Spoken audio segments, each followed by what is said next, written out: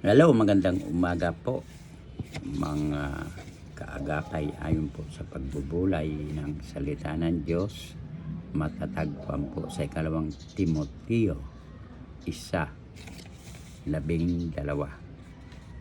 Ganito po ang sinasabi: lubos kong nakikilala ang aking pananalangin at natitiyak kong maiingatan niya hanggang sa huling araw ang pinagkatiwala ko sa Kanya. Dahil po manalangin namin, Diyos, maraming salamat. Gabayan mo po kami ng Espiritu. Dapat naman kayo nakalain, sambahin at pasalamatan sa pangalan ni Jesus. Amen. May pamagat, pagkakilala.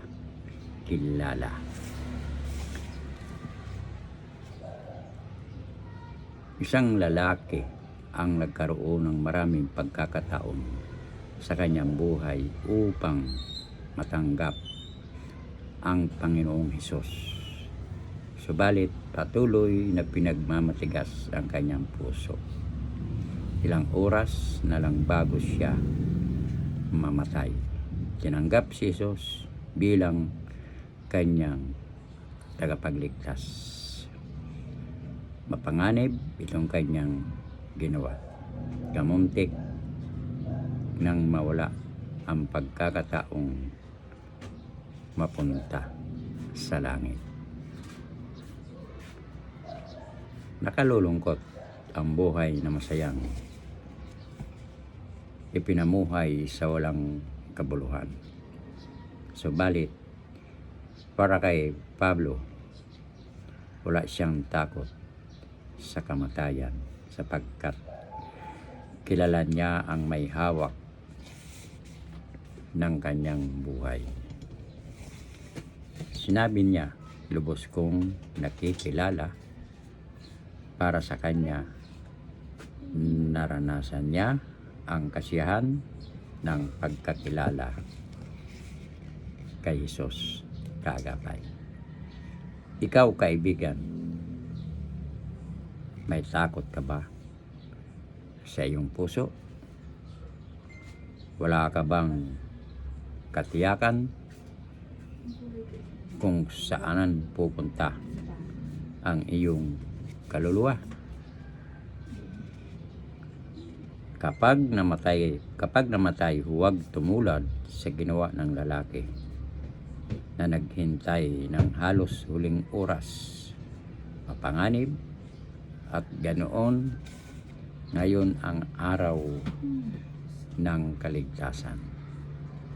At kapag si Jesus ay tinanggap mong tagapagligtas at Panginoon ng iyong buhay, mapapatunayan mong wala kang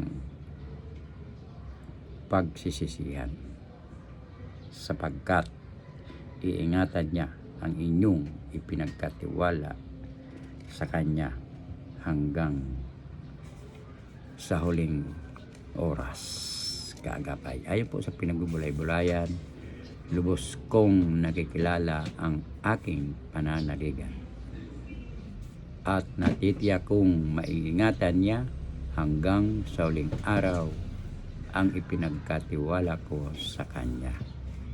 Ikalawang Timoteo sa talata 12. Tayo po yung manalangin.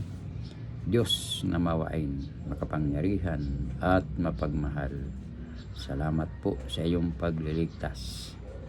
Opo, ipinagkakatiwala namin sa iyo ang aming kaluluwa.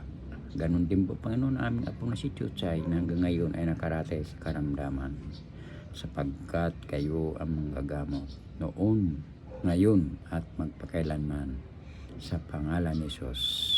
Amen. Maraming salamat po mga kagapay sa nakikinig na salita ng Diyos. Pagpalain po ang inyong buong sambayan. Diyan lamang po kayo magbabalik. Sa Diyos ang papuri. Bye-bye.